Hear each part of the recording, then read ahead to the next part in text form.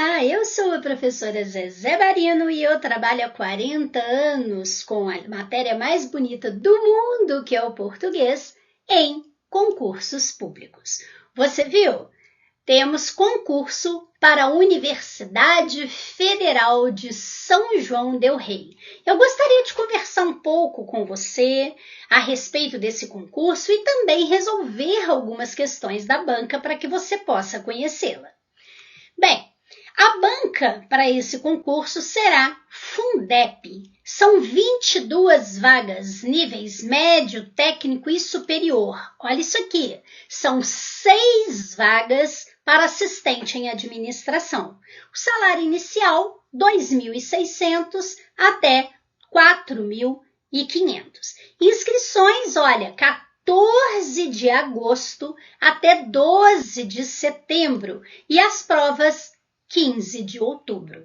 Pertinho. Então, bora estudar? Então, veja só.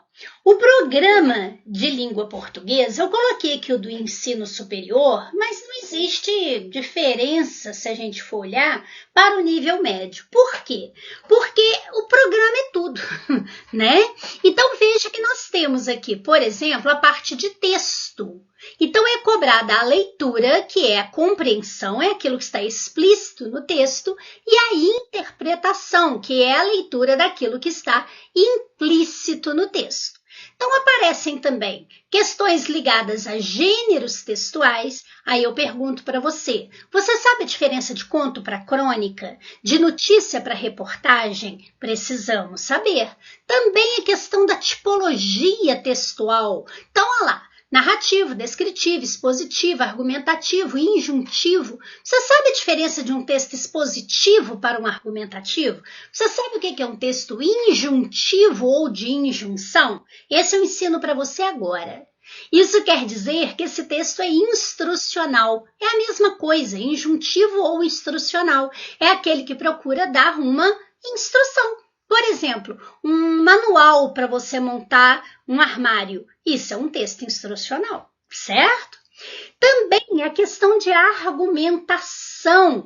Como que se argumenta? Existem técnicas de argumentação que nós temos que conhecer.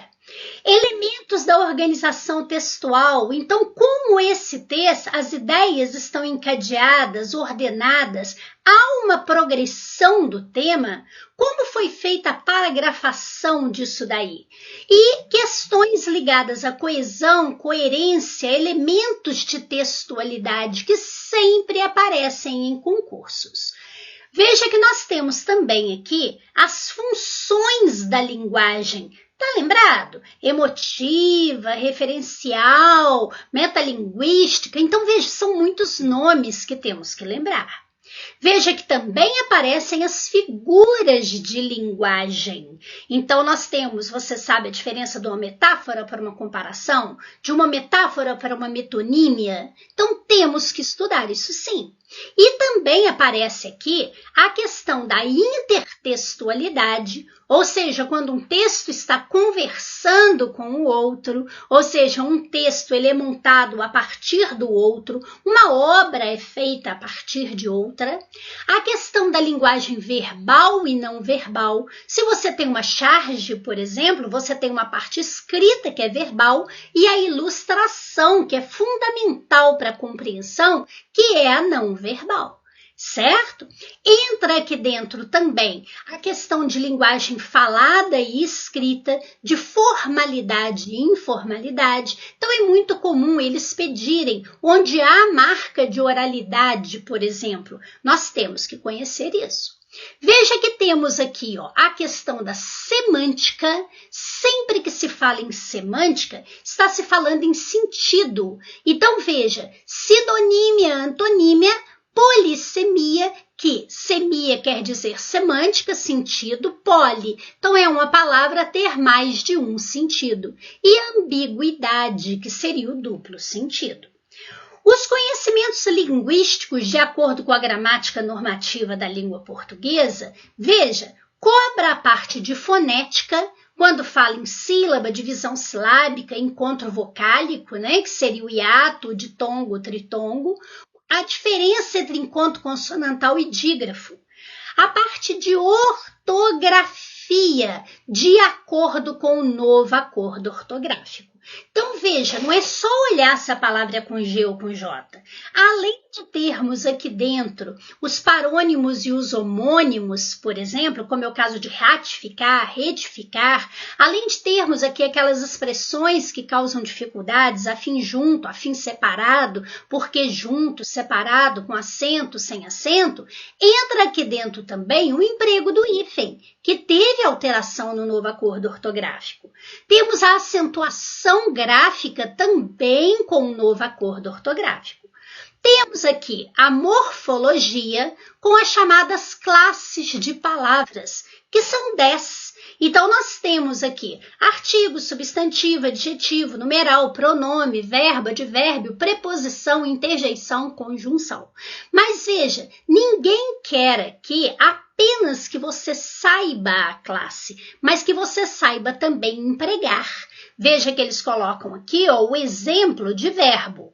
Então, olha, verbo, eles querem os regulares, os irregulares, o emprego dos verbos de acordo com tempo, modo, pessoa, tá? Veja que eles colocam o emprego dos conectores. Então, aqui dentro entra, por exemplo, o pronome relativo, entra o pronome demonstrativo. Quando você usa este, esse e aquele, entra a conjunção, entra a preposição, certo? Quando falamos do emprego desses pronomes, por exemplo, quando eu uso o e quando eu uso lhe, a que esse o e a que esse lhe se refere? Temos também que estudar a colocação pronominal, próclise, mesóclise e ênclise. O pronome fica antes do verbo, no meio do verbo ou depois do verbo. Também eles cobram aqui a estrutura e formação de palavras. Quando falamos em estrutura, é o estudo dos morfemas, radical, vogal temática, os afixos, que são os prefixos, os sufixos, etc., né? Formação de palavras. Então, temos derivação, composição, temos hibridismo, temos abreviação e abreviatura, que são elementos diferentes. Aí temos aqui dentro também a parte da sintaxe. Então, quando falamos em sintaxe, além dos termos da oração, sujeito, predicado, objeto direto, objeto indireto, complemento nominal, adjunta de nominal, você sabe a diferença entre um e o outro? Pois é, temos que saber isso de uma maneira rápida, certeira. Não é ficar enrolando, não, né? Temos também a classificação das orações. Então, período composto por coordenação e subordinação. Você sabe, por exemplo, que quando você olha uma oração subordinada adverbial, não tem como você confundi-la com uma oração subordinada adjetiva, por exemplo. Então, alguém tem que ensinar isso para você de uma maneira rápida, não é? E veja a colocação dos termos na oração, né, para poder ver se muda o sentido, por exemplo, um homem grande, um grande homem, o sentido mudou. Agora, regência, crase, concordância, pontuação. Sim, isso sempre aparece. E problemas gerais no uso da língua padrão. Como eu te falei lá em cima, o caso de encontro ao encontro de, etc. Viu? Tudo, né, que temos aí. Agora, olha o seguinte, referências bibliográficas. Dá uma olhadinha em quantas obras temos aqui para você poder estudar para esse concurso. Você acha que dá para pegar um por um desses livros aqui e até o dia 15 de outubro você ler isso tudo, estudar isso tudo, exercitar e ainda por cima estudar as outras matérias? Claro que não, né? Por exemplo, só essa obra aqui, ó, do Celso Cunha, dá uma olhadinha. Tá aqui, ó. Olha essa festa aqui. Tá vendo? São 724 páginas. Não dá tempo de estudar assim. Aí eu compro uma apostila que é feita para qualquer banca. Cuidado! Então, dê uma olhada no seguinte. Eu organizei o meu curso Português em Questões para o seu concurso da Universidade Federal de São João. Olha, nós vamos trabalhar com você no mínimo 100 questões. Então, por exemplo, eu passo para você a primeira prova, você faz a prova, corrige a prova, anota as suas dificuldades e depois você assiste ao meu vídeo de correção desta prova. Como isso funciona? Eu vou pegar a primeira questão, vou começar a explicar o enunciado para você. O que você tem que tomar cuidado, que pode ser uma pegadinha, tá? Termos que podem aparecer aqui e você não conhecer. Aí depois eu vou para as opções. Então eu vou explicar para você, por exemplo, por que a resposta é A e não B, como todo mundo acha. E vou explicar também por que não é C, D e E, ou seja, eu vou passar por todas as opções. Vamos supor que essa questão aqui, ela envolva a diferença entre objeto indireto, adjunto adnominal e complemento nominal. Sabe o que eu faço? Eu explico isso daqui para você de uma maneira rápida, dinâmica, mas certeira, que você não vai se esquecer nunca mais. Pronto, você vai parar, vai fazer a anotação disso daí e vai para a questão número 2. Veja, com isso, a gente consegue trabalhar o conteúdo, a gente consegue conhecer a banca, a gente consegue estudar de uma maneira muito eficiente, que tem dado muito certo. E só 40 anos de experiência é que permite a gente perceber isso. Bem, peguei aqui 2 questões para trabalhar com você. Então, a primeira aqui, da Fundep 2023, foi para a Câmara Municipal de Contagem para analista técnico administrador. Veja essa primeira questão. Ela diz assim: releia o trecho a seguir observando o verbo destacado. Então, o verbo ele está em destaque, é esse tinham. O que o enunciado quer? Então, diz assim: na passagem anterior, o verbo é transitivo direto. Assinale a alternativa em que o verbo não possua cuidado com o enunciado, a mesma classificação quanto à transitividade que o verbo destacado no trecho anterior. Então, o que você tem que saber aqui? Em primeiro lugar, a diferença que existe entre o verbo intransitivo e o verbo transitivo. O verbo intransitivo, ele não pede um complemento. Então, vamos supor que eu falo assim para você: o neném nasceu. Você entende? Eu não preciso de falar nada para esse nasceu. Eu posso até falar que ele nasceu ontem na maternidade, mas não precisa, porque quem nasce, nasce. Então, esse verbo ele é intransitivo, certo? Agora, o verbo transitivo, ele precisa de um complemento. Então, se eu falo para você, ele comprou, quem compra, compra alguma coisa. Então, ele pede um complemento, que é essa coisa. Portanto, esse verbo é transitivo. E ele pode ser transitivo direto, indireto ou direto e indireto. O verbo transitivo direto, ele vai aparecer sem preposição. Zezé, eu não lembro de preposição. Eu tenho um PDF pequenininho, fácil para você ler e você se lembrar do que é a preposição, que também será explicada nas questões durante o curso. E o verbo transitivo indireto, ele aparece com preposição. Já o direto e o indireto aparece um termo sem e o outro termo com preposição. Então, por exemplo, se eu falo para você, ele comprou o carro, eu não tenho preposição em o carro. Mas se eu falar que ele precisa de carro, de é uma preposição, então ele é transitivo e indireto. Percebeu? Bem, isso daqui já ajuda você a responder, por exemplo, aqui em cima. Olha, população brasileira, 83,5% da população brasileira tinham acesso à água. Quem que tinha? A população, não é? 83,5% da população. Quem tem alguma coisa. Então, isso completa o verbo, acesso. Daí, verbo transitivo direto. Se essa água aqui, isso não é objeto indireto? Não, isso está se referindo a acesso. Eles não tinham a água, é o acesso à água. Então, é verbo transitivo direto, de fato. É o que você observa na letra B. Destas, somente a última apresentou alguma evolução. Quem apresenta alguma coisa. Qual é a coisa? Alguma evolução. Verbo transitivo. Não tem preposição aqui, tá? Então, nesse caso, verbo transitivo direto. Preposição. A, ante, até, após, com, contra, de, desde, em, entre, para, perante, sob, trás. Está lá no meu PDF para você poder estudar. Alguma, isso é pronome, não é não. Agora, dá uma olhada na letra D.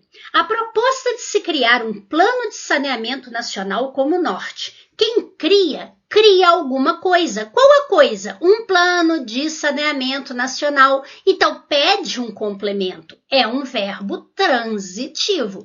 Não tem preposição.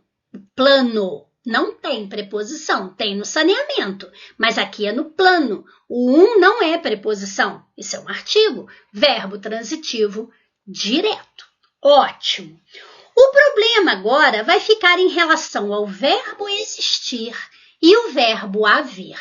O que você precisa se lembrar nesta hora? Você precisa se lembrar do seguinte: o verbo haver, quando ele está no sentido de existir, ou de acontecer, ou de um tempo decorrido, o que ocorre? Esse verbo haver, ele é um verbo impessoal.